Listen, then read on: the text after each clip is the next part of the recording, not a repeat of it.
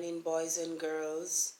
This morning we will be talking about land transportation.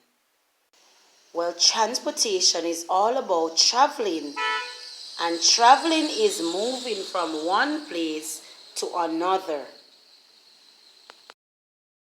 Did you know that long time ago, when there weren't any vehicles around, people used animals to travel? Let us have a look on some of the animals that were used to transport people and goods from one place to another. And this animal is called donkey. And here the man is traveling on the donkey to go to the market. Another animal is the horse.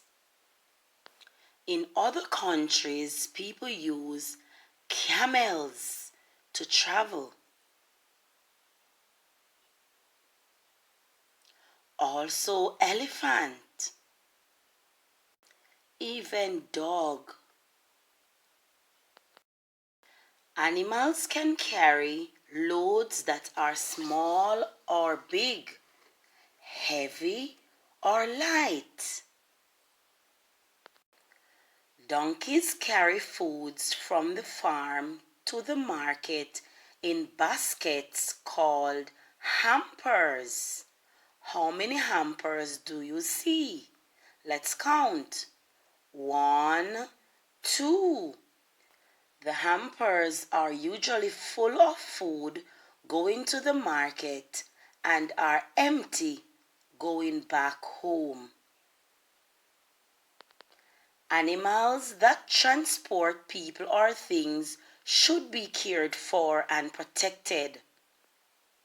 Like the horses, they should use saddles or horseshoes to protect them. Now, boys and girls, do you think that people still use animals to travel? If you said yes, you are correct. But only few people use animals, since we now have a lot of vehicles around. Goodbye.